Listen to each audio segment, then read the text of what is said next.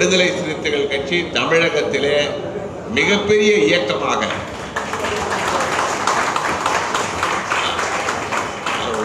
ஒடுக்கப்பட்ட, புறக்கணிக்கப்பட்ட பட்டியலின மக்களினுடைய உரிமைகளை பாதுகாக்கிற அதே நேரத்தில் ஜாதி ஒழிப்பு என்கிற பணியை மிகச்சிறப்பாக இன்றைக்கு தொல் திருமாவர்கள் முன்வைத்து வருகிறார். இன்னைக்கு தமிழகத்தில் தொல் திருமாவ அவர்கள் ஒரு தனித்துவமிக்க தலைவராக உருவாகி வருகிறார். அதை பார்க்கிற போது அவர் இந்த ஃபோரன்சிக் அந்த டிபார்ட்மெண்ட்ல இருந்து அரசியலுக்கு நுழையிறப்போ 1999ஆம் ஆண்டு அவர் அரசியல் காலடி வைக்கிற போது அவரோடு எனக்கு நெருங்கிய நட்பு ஏற்பட்டது. அன்றையிலிருந்து இன்றைக்கு நான் பார்க்கிறேன், என் மீது தொடக்க நாளில் எத்தகைய அன்பை வைத்திருந்தாரோ, நான் எப்படி இருந்தேனோ அப்படித்தான் இன்றைக்கும் அவர் இருப்பது. அவர் நிச்சயமாக மிகப்பெரிய வளர்ச்சி, இன்றைக்கு ஏற்பட்டிருக்கிற வளர்ச்சி என்பது சாதாரண வளர்ச்சி அல்ல.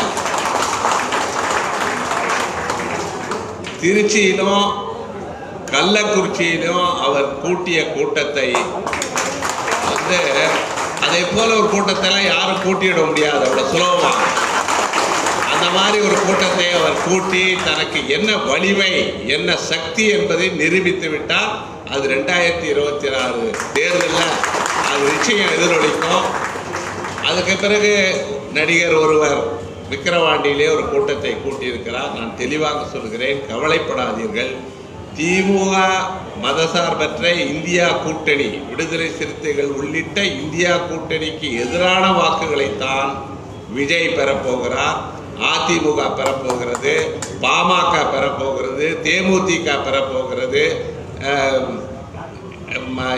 அடுத்து இவர் நம்ம நடிகர் நாம் தமிழ் அவர் பெறப்போகிறார். ஆக திமுக எதிர்ப்பு, இந்தியா கூட்டணி எதிர்ப்பு வாக்குகளை அவர்கள் பிரித்து கொள்ள போகிறார்கள். நாம் தனித்துவமாக மீண்டும் 2026இல் அதில் தொல் திருமாவர்களுடைய பங்கு அதிகமாக இருக்க வேண்டும் என்று நான் விரும்புகிறேன். இன்றைக்கு இருக்கிற சட்டமன்ற உறுப்பினர்கள் எண்ணிக்கை கூட வேண்டும், அதிக அளவிலான உறுப்பினர்களை. இன்றைக்கி அவங்க 6 பேர் இருக்காங்க, மிக சிறப்பாக செயல்படுகிறார்கள். 6 பேரும், ஒரு பாலாஜி ஆனாலும் சரி, எல்லாருமே ஆலூர் சிந்தரை செல்வன் ஆரம்பத்திலேருந்து அவரோடு இருப்பவர். அவரையெல்லாம் பார்க்கிறப்போ அவரையெல்லாம் சட்டமன்ற உறுப்பினராகி நம்மோடு நீண்ட காலமாக பயணித்த ஒரு தோழரை விட்டுவிடாமல் அவரையும் சட்டமன்றத்திலே அமர வைத்து அழகு பார்க்கிற அதுதான் உண்மையான தலைமை பண்புக்கு அழகு. அதை அவர் செய்து வருகிறார். நான் பார்க்குறேன், அவர் ஒரே ஒரு கவலை, உங்களுடைய அன்பினாலும் உங்களுடைய அன்பு தொல்லையினாலும் அவரது உடல் பாதிக்கப்படுகிறது என்கிற கவலை மட்டும் எனக்கு உண்டு. கடுமையாக உழைக்கிறார், இரவு பகல் பாராமல் உழைக்கிற போது அவர் அது உடம்பை, ஒரு காலத்தில் அவருக்கு இளைஞராக இருந்தார், இன்றைக்கும் அவருக்கு வயதாகி கொண்டிருக்கிறது. அந்த நிலையிலே அவர் உடல்நிலையை அவர் கவனித்துக் கொள்ள வேண்டும் என்கிற கவலை எங்களை போன்றவர்களுக்கு உண்டு.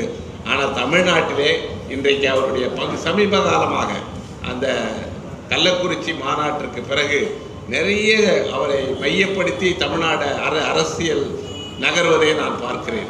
அவர் கருத்து இன்றைக்கு ஊடகங்களில் முக்கியத்துவம் பெறுகிறது. அவர் என்ன பேசுகிறார், நாள்தோறும் பேசுகிறார். அந்த கருத்து ஊடகங்களில் நாள்தோறும் வந்து கொண்டிருப்பதனால் அவர் ஒரு அசைக்க முடியாத சக்தியாக தமிழ்நாட்டு அரசியலில் உருவாகியிருக்கிறார். அவர் எங்கள் இந்திரா காந்தியை பற்றியும் ராகுல் காந்தியை பற்றியும் அவர் ஆற்றிய உரையெல்லாம் எங்கள் கட்சி தலைவர்கள் கூட அந்த அளவுக்கு ஆச்சரியப்படுறது. அந்த அளவு இதை நான் சொல்லலை, சாதாரண காங்கிரஸ்காரர்கள் அத்தனை பேரும் சொல்கிறாங்க. நம்ம ஆளு கூட இப்படி பேச மாட்டாங்க, ரொம்ப அருமையாக பேசுகிறாரு. அதனால் ரொம்ப அழகாக அவர் நாங்களெல்லாம் மனம் நெகிற மாதிரி, அது கொள்கை சார்ந்து தான். ஏதோ அவரை புகழ் பாட வேண்டும் என்பதற்காக அவர் பேசவில்லை. கொள்கை ரீதியாக, கருத்தியல் ரீதியாக அவர் உரையாற்றுவதையெல்லாம் நாங்கள் பார்த்து வருகிறோம். அடிக்கடி அவரை பார்க்க முடியவில்லை என்றாலும் அவருடைய எதிர்காலம் ஒளிமயமாக அமைய வேண்டும். மிகப்பெரிய அரசியலில் மிகப்பெரிய இடத்திற்கு அவர் செல்ல வேண்டும். இப்போ தேசிய அளவில் இன்றைக்கு முக்கியத்துவம் உள்ள ஒரு தலைவராக இருக்கிறார். காரணம், என் கிராமத்தில் நான் பார்த்துருக்குறேன். எங்கள் அப்பா மினையக்காரர். எப்படி என் கிராமம் இருந்ததுன்னா அதை நான் ஆரம்பத்திலேருந்து நான் பார்த்துருக்குறேன். தீண்டாமை கொடுமையை பார்த்துருக்குறேன், எல்லாவற்றையும் பார்த்துருக்கிறேன். ஆனால் எங்கள் ஊரில் அடக்குமுறை கிடையாது, ஆனால் தீண்டாமை இருந்தது. அது வந்து ஒரு மரியாதை நிமித்தமான ஒரு தீண்டாமையை நடைமுறைப்படுத்தி கொண்டிருந்தார்கள். இன்றைக்கு என்னுடைய சகோதரர் அவர் வந்து சீஃப் இன்ஜினியராக எலக்ட்ரிசிட்டி போர்டிலிருந்து ஓய்வு பெற்றுவிட்டு விவசாயம் செய்து கொண்டிருக்கிறார். அவர் சொன்னார், எப்படி நீ உரத்திக்கு பக்கத்து ஊருக்கு போகிறேன்னா தான் நம்ம நடராஜ் இருக்கிறாப்புல, அவர் 2 வீலர் வச்சுருக்காரு, அது 2 வீலர் கூட நானும் உட்காந்துக்கிட்டு போகிறேன்றார். இதெல்லாம் நான் கற்பனையே பண்ணி பார்க்க முடியாது. அதெல்லாம் இன்றைக்கி அந்த புரட்சி வித்திட்டவர் வந்து திருமா மாதிரி நிறைய இளைஞர்கள் இருக்காங்க. திருமா மாதிரியே உடை அணிவது, திருமா மாதிரியே நடப்பது போன்ற ஒரு கலாச்சாரத்தை உருவாக்கி இருக்கிறார். மிகப்பெரிய புரட்சி, அமைதி புரட்சி கிராமங்களிலே நடைபெறுகிறது. அதை நீங்கள் அமைப்பு ரீதியாக வாக்கு வங்கி உள்ள அமைப்பாக விசிக விடுதலை சிறுத்தைகள் கட்சி இன்னும் கடுமையாக உழைத்து கிராமப்புறங்களிலே உங்கள் அமைப்பை நீங்கள் வலிமைப்படுத்த வேண்டும். ஒரே ஒரு கோரிக்கை, நீங்கள் எந்த பகுதியில் பணியாற்றுகிறீர்களோ அந்த மக்களின் நன்மதிப்பை நீங்கள் பெற வேண்டும். அதை நிச்சயமாக நீங்கள் செய்வீர்களேயானால் ஒரு அசைக்க முடியாத சக்தியாக நீங்கள் மற்ற சமுதாயத்தினரோடும் நீங்கள் நல்லிணக்கமாக செயல்பட வேண்டும். அதன் மூலமாக விடுதலை சிறுத்தைகள் கட்சி ஏதோ ஒரு ஜாதி அமைப்பு என்கிற அந்த பிம்பத்தை நீங்கள் உடைக்க வேண்டும். அதுக்கு அப்பாலாம் நீங்கள் இன்றைக்கி சிறுபான்மையினருக்காக பேசுகிறீர்கள், அவர்களுடைய உரிமைகளுக்காக நீங்கள் பேசுகிறீர்கள். ஆக அனைத்து மக்களும் நலனிலும் அக்கறையுள்ள ஒரு இயக்கமாக விடுதலை சிறுத்தை கட்சி உருவாகி வருகிறது. அந்த முயற்சி வெற்றி பெற வேண்டும்.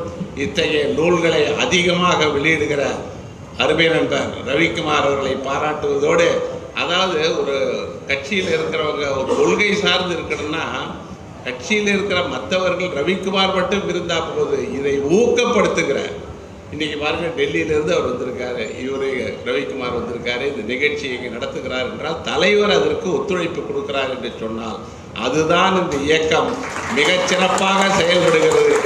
எனக்கெல்லாம் மக்கள் தலைவர் மும்பரார் என்னை உற்சாகப்படுத்துவார். நான் எந்த நூல் வெளியிட்டாலும் அதை அவர் வந்து தலைமையில் இருந்து வெளியிடுவார், என்னை ஊக்கப்படுத்துவார், எல்லா வகையிலும் ஆதரவு காட்டுவார். அதனால் அந்த மாதிரி தலைவர்கள் மத்தியில் இருக்கும்போது தான் இத்தகைய நிகழ்ச்சிகள் நடக்கும் என்று கூறி என்னை அழைத்தமைக்காக அறுவை தலைவர் தொல் திருமா அவர்களுக்கும் ரவிக்குமார் அவர்களுக்கும் நன்றி கூறி விடைபெறுகிறேன். நன்றி, வணக்கம்.